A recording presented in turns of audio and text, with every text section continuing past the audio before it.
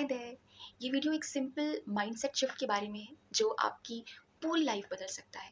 आज हम बात करेंगे लॉ ऑफ अजम्पशन की, एक ऐसा पावरफुल तरीका जिससे आप अपनी सोची हुई हर चीज़ को सच कर सकते हैं। हम नोबेल गोडार्ड की best selling book the power of awareness से ऐसी कई कहानियाँ जानेंगे जो ये साबित करेंगी कि कैसे आप सिर्फ अपनी सोच और फीलिंग्स को बदल कर अपनी मन चाही रियलिटी को अट्रैक्ट कर सकते हैं। ज़्यादातर लोग मैनिफेस्टेशन में फेल इसलिए होते हैं क्योंकि वो इसे उल्टा करते हैं। वो हर वक्त उस चीज़ पर फोकस करते हैं जो उन्हें चाहिए, जिससे यूनिवर्स को सिर्फ एक ही सिग्नल मिलता है कि आपके पास उस चीज़ की कमी है। लेकिन क्या होगा अगर इसका असली सीक्रेट चाहने में नहीं बल्कि ये प्रिटेंड करने में हो कि आपका फ्यूचर पहले ही सच हो चुका है। एंशिएंट फिलोसोफर्स और मॉडर्न साइकोलॉजी दोनों एक बहुत बड़े सच पर एग्री करते हैं। आप वो अट्रैक्ट नहीं करते जो आप चाहते हैं, आप वो अट्रैक्ट करते हैं जो आप हैं। इस वीडियो में हम एक ऐसे सिंपल मेंटल शिफ्ट के बारे में बात करेंगे जो आपके लिए सारे दरवाजे खोल दें। इसको समझने के लिए हमें 20th सेंचुरी के एक बहुत बड़े स्कॉलर और मिस्टिक नेविल गोडार्ड के विचारों को देखना होगा। उन्होंने एक कॉन्सेप्ट को पॉपुलर किया जिसे कहते हैं लॉ ऑफ अजम्पशन। उनकी कोर फिलॉसफी बेहद सिंपल थी।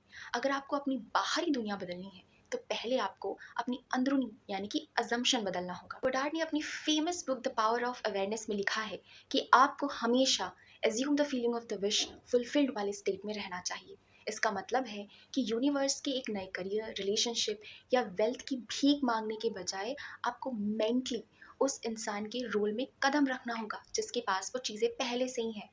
आपकी इमेजिनेशन ही आपकी रियलिटी तय करती है। चलिए मैं आपको एक फेमस कहानी सुनाती हूँ जो ये साबित करती है कि ये काम कैसे करता है। 1930s की बात है। ग्रेट डिप्रेशन के दौरान नेविल गोडीड न्यूयॉर्क सिटी में थे और उनके पास बिल्कुल पैसे नहीं। वो क्रिसमस पर अपने परिवार से मिलने बारबाडोस जाना चाहते थे, लेकिन उनके पास एक भी डॉलर नहीं था। वो अपने मेंटर अब्दुल्ला नाम के एक इथोपियन रब्बी के पास गए। अब्दुल्ला ने उन्हें एक बहुत ही अजीब इंस्ट्रक्शन दिया।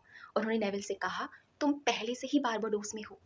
अब्दुल्ला ने नेविल से कहा कि वो हर रात ऐसे सोए जैसे वो न्यूयॉर्क में नहीं बल्कि बारबाडोस के अपने घर के बिस्तर पर सो रहे हैं, जहां वो वहां की हवा और ताड़ के पेड़ों को महसूस कर सके।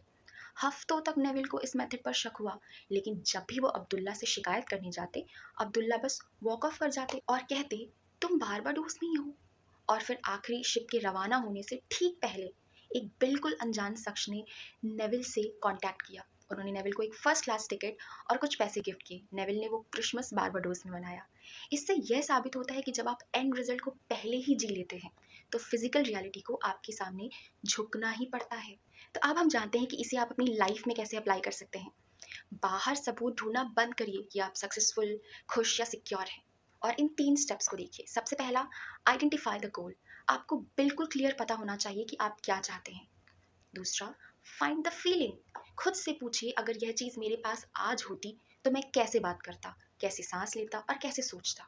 और तीसरा, परसिस्टेंस। आपको हर दिन उसी मेंटल स्टेट में जीना होगा जब तक कि आपकी बाहरी रियलिटी बदल नहीं जाती। अगर आप भी विश करना बंद करके एज्यूम करना शुरू करने के लिए तैयार हैं तो उस लाइक बटन को ज़रूर दबाएं, सब्सक्राइब करें, कमेंट करें। बाय।